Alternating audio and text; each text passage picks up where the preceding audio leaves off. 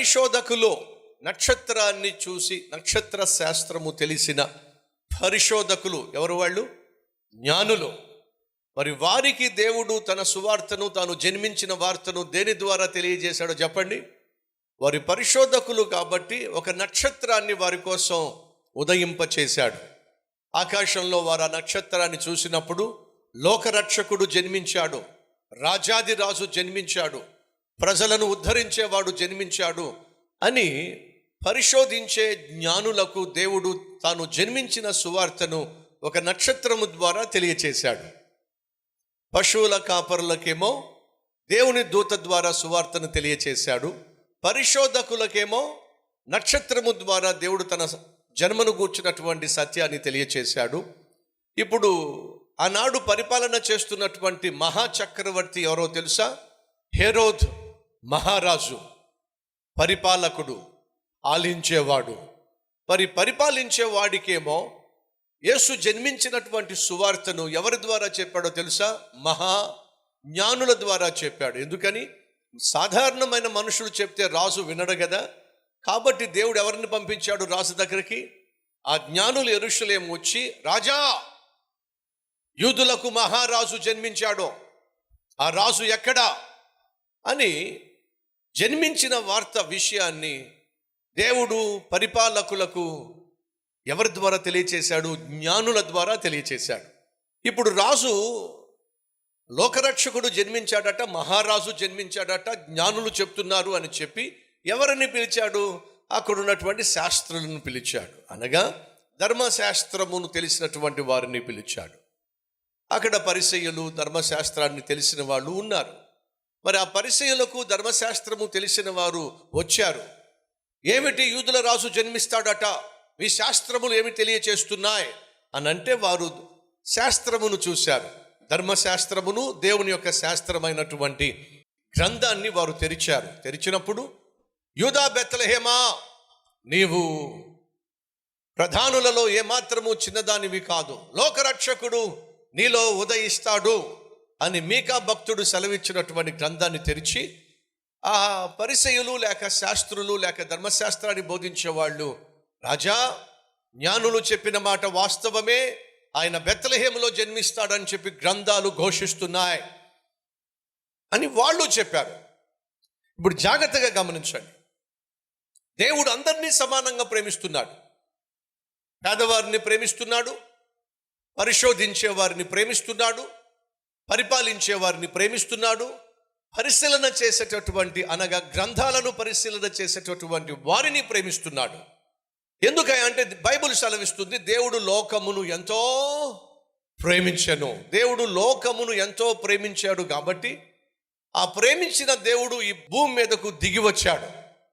ఆయన భూమి మీదకు దిగి వచ్చాడు కాబట్టి ఆయన జన్మించినటువంటి సువార్తను పశువుల కాపర్లకు మొదటిగా ఒక దేవుని దూత ద్వారా తెలియచేశాడు.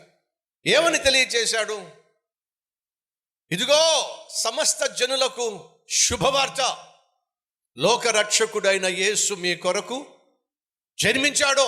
ఓ అద్భుతమైన సువార్త. ఎవరు తెలియచేశారు? దేవుని దూత. ఎవరికి? పశువుల కాపర్లకి. ఇప్పుడు జాగ్రత్తగా వినండి. పేదవారైనా, పామరులైనా, పశువుల కాపర్లైనా వీరికి ముందు సువార్త తెలిసిందా? పరిశోధకులకు ముందు సువార్త తెలిసిందా? పరిపాలకులకు ముందు సువార్త తెలిసిందా? గ్రంథాలను పరిశీలించే వారికి ముందు సువార్త తెలిసిందా? చెప్పండి. ఎవరికి ముందుగా సువార్త ప్రకటించబడింది?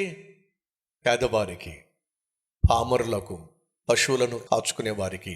అనగా దేవుడు అందరినీ సమానంగా ప్రేమిస్తున్నా ప్రధానంగా పేదవారిని నా ప్రభు ప్రేమించేవాడు అనే వాస్తవాన్ని మర్చిపోకండి. గుర్తింపు లేని వారిని ప్రేమించేవాడు నా ప్రభు అయిన యేసుక్రీస్తు. మర్చిపోకండి. ఈరోజు మన మధ్య ఎవరైనా ఉన్నారా? నన్నెవరూ గుర్తించట్లేదు, నన్నెవరూ ప్రేమించటం లేదు.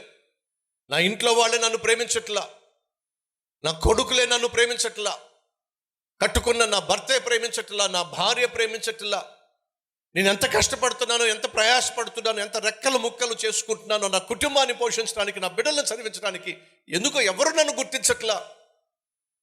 ఇంటి పని చేస్తున్నా, వంట పని చేస్తున్నా, ఇల్లు చక్కబెట్టుతున్నా, బిడ్డల్ని చదివిస్తున్నా, రెక్కలు ముక్కలు చేసుకుంటున్నా, అయినా నన్ను ఎవరూ పట్టించుకోవటల్లా. ఈరోజు మనిషి ప్రేమ కోసం తహతహలాడుతున్నాడు.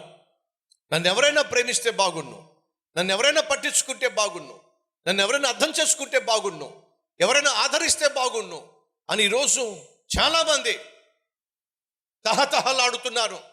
పరిశోధించే వాళ్ళు కావచ్చు, పరిపాలించేవారు కావచ్చు, పరిశీలించే వాళ్ళు కావచ్చు, ఆమరులు కావచ్చు, పేదవారు కావచ్చు, పశువుల కాపర్లు కావచ్చు, ప్రతి ఒక్కరికి కావలసింది ఏమిటంటే ప్రేమ. ప్రేమ కరువైపోతున్న ఈ లోకంలో ఆ ప్రేమను పంచిపెట్టడానికి నా ప్రభు అయిన యేసుక్రీస్తు ఈ భూమి మీద జన్మించాడు. హల్లెలూయా! ఇది శుభవార్త.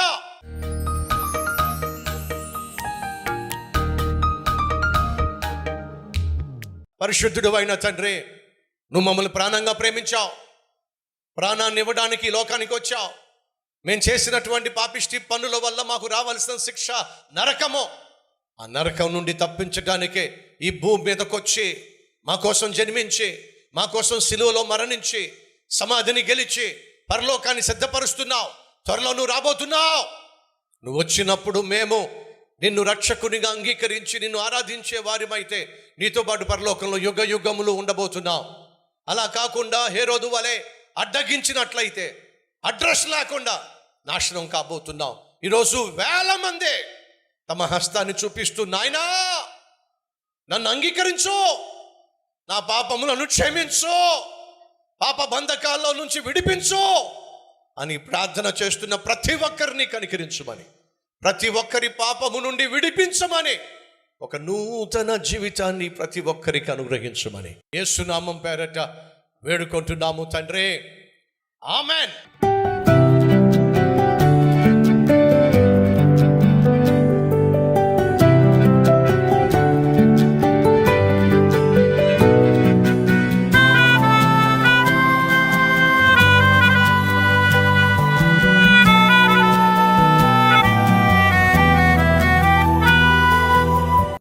మళ్ళా రేపు ఒక అద్భుతమైన సందేశంతో మీ ముందుకు రాబోతున్నాను. ఈ సందేశం మీకు దీవెనకరంగా ఉంటే 10 మందికి షేర్ చేయండి, లైక్ చేయండి. అంతేకాదు ఓ మంచి కామెంట్ పెట్టండి. దేవుడు ఈ దినమంతా మనకు తోడై ఉండునుగాక.